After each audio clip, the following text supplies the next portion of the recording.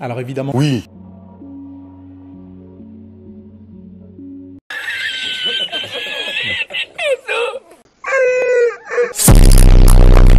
Salut les gros PD. Alors, est-ce que les bodybuilders sont cons? Eh bien c'est très simple, il suffit d'aller dans ta propre salle de sport, et de demander aux mecs de payer ce qu'ils font dans la vie. En général, le bodybuilder est agent de sécurité, préparateur de commandes, videur de boîte de nuit, chauffeur-livreur, voire très souvent au RSA. Est-ce que tu penses sincèrement qu'une personne intelligente va faire un de ces métiers? Personnellement j'en suis convaincu, non. Deuxièmement, tôt ou tard, une personne intelligente comprendra que dans notre société moderne, la seule chose qui compte, c'est l'argent. Si tu as de l'argent, tu auras tout ce que tu veux. Si tu n'as pas d'argent, tu ne seras rien. Il n'y a que les idiots qui sont convaincus du contraire. À partir de là, il a déjà été dit 100 fois qu'il n'y a pas d'argent à se faire en étant bodybuilder. Il suffit de regarder la vidéo de Kai Greene pour se rendre compte que même à très haut niveau, les bodybuilders sont pauvres. Je pense donc ne pas trop me tromper en disant que dans la grande majorité, oui, les bodybuilders sont des idiots. Sans parler du fait que même à niveau amateur, il est indispensable d'utiliser des produits dopants qui tôt ou tard vont détruire ta santé. Pour parler plus généralement de musculation, est-ce que la muscu est un sport de con? Là je suis plus mitigé. En soi la musculation n'est pas un sport de con,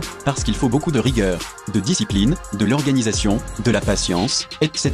Mais là encore il faut bien se rendre à l'évidence, il suffit de faire le tour de n'importe quelle salle, pour se rendre compte que la musculation est pratiquée en majorité par les cons. La plupart des pratiquants n'ont pas de diète, ne sont pas rigoureux, et s'entraînent n'importe comment. Là encore je ne vais pas m'attarder sur la catégorie sociale du pratiquant moyen, qui est plus proche du prolétaire, que de l'ingénieur. Si demain une salle de sport décidait de mettre à la porte tous les mongols sans cerveau, incapables de tenir une diète, et d'avoir un entraînement cohérent, il ne resterait pas plus de 10 personnes. C'est le triste constat que j'ai fait après 10 ans à traîner dans le repère des gogols, que sont les salles de muscu.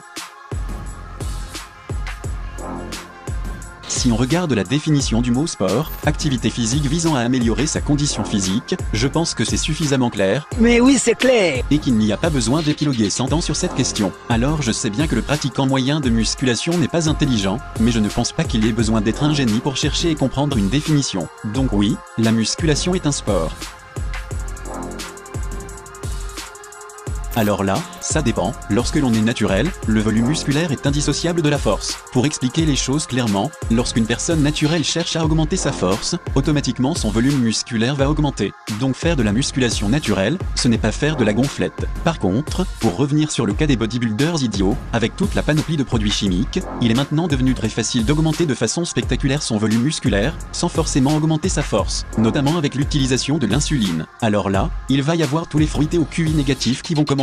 Gna gna gna, moi je pousse X kilos au développé couché, gna gna gna, j'ai peut-être pas de cerveau mais j'ai des muscles, on va voir si tu fais pareil. Certes, comme je l'ai dit, la force et le volume musculaire sont indissociables, donc qui dit gros muscle, dit grande force, mais il n'est pas indispensable de s'entraîner lourd pour prendre du muscle, quand on utilise les fruits. Il suffit de voir tous les coachs fruités, qui prônent le super léger, l'entraînement barre à vide, la contraction volontaire, et autres concepts de mongols sans cerveau. Pour ma part, je vais considérer que l'entraînement sous chimie, c'est un autre monde, dans l'idéal, il faudrait pouvoir clairement faire la différence entre le pratiquant naturel et le pratiquant fruité. Mais le problème c'est que ça n'arrivera jamais, car si le tabou du dopage venait à disparaître, les fruités ne pourraient plus se faire passer pour des mecs super intelligents, qui ont découvert un programme miracle pour devenir musclés en 2 ans. Ce qui est la base du marketing, faire miroiter des résultats inatteignables, et monnayer un prétendu savoir, qui n'existe pas en réalité.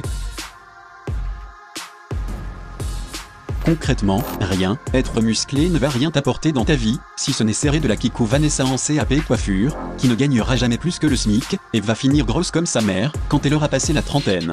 Donc si c'est ton objectif de vie, go à la salle, mais perso, les Kikou Vanessa, je préfère les laisser aux bodybuilders agents de sécurité dans le civil. Être musclé ne doit pas être une fin en soi, le plus important, c'est le mode de vie. Pratiquer une activité physique, manger sainement, ne pas faire d'excès, bref un mode de vie sain, te permettra d'être en bonne santé, et en bonne condition physique le plus longtemps possible, et ça, il faut bien le garder en tête, c'est le plus important. Tout à l'heure j'ai dit que ce qui compte dans notre société c'est de gagner de l'argent, mais il est impossible d'en avoir, et surtout d'en profiter si tu es en mauvaise santé. Ne l'oublie jamais, la pratique de la musculation, et de n'importe quel autre sport, va t'apporter bien plus qu'un simple physique. Comme je l'ai dit, pour réussir à se construire une condition, cela va nécessiter énormément de rigueur, de travail, de patience, d'organisation, de discipline. Toutes ces valeurs sont primordiales en musculation, mais aussi dans la vie en général. Si tu ne veux pas rester indéfiniment tout en bas de l'échelle sociale, et avoir des enfants qui vont aller à l'école dans une ZEP et passer leurs vacances scolaires à tourner en rond sur la place en bas des HLM avec un vélo déglingué parce que t'as pas les moyens de lui en acheter un. Il va falloir mettre en application les valeurs que véhicule la pratique d'une activité physique. Être musclé ne va pas résoudre tous tes problèmes. Si tu as des difficultés financières, faire un double biceps devant ton banquier ne va rien changer. Être rigoureux,